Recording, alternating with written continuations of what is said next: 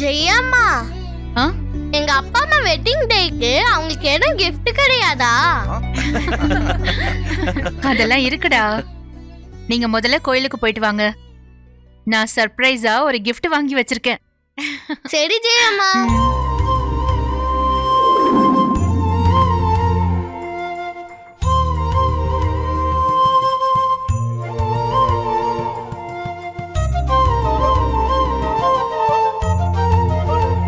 Happy anniversary அண்ணா. Happy anniversary அண்ணி. Thanks Vennila. Happy ஆனிவர்சரிக்கா. Thank you. Happy anniversary thank அண்ணா. யூ.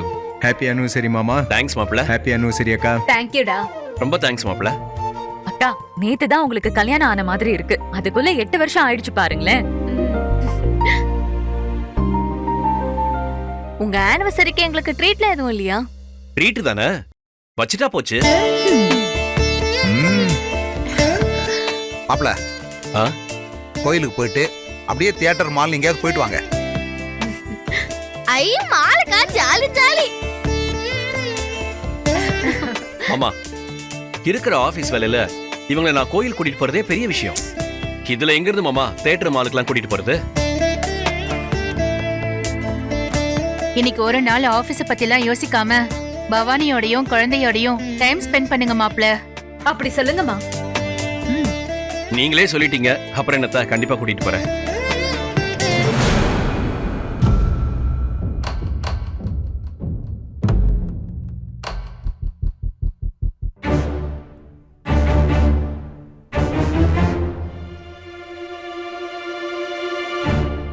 ஹாப்பி ஆனிவர்சரிக்கா.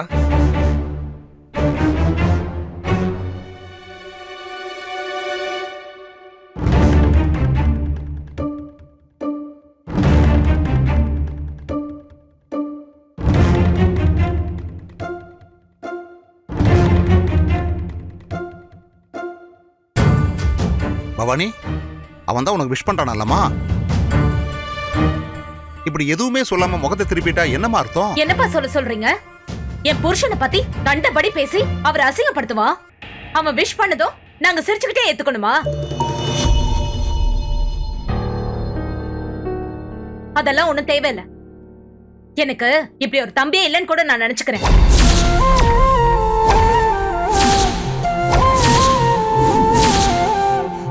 இவனுக்காக பார்த்து பார்த்து ஒவ்வொரு விஷயமா பண்ணதெல்லாம் போதும். அளவுக்கு அதிகமா இவன் மேல அக்கறையை காட்டினதுக்கு கடைசியில அசிங்கப்பட்டு நிக்கிறது நானா தான் இருக்கேன். அக்கா, ஏன்க்கா இப்படி எல்லாம் பேசுற? மா, என்கிட்ட யாரும் பேச வேணாம்னு சொல்லுங்க.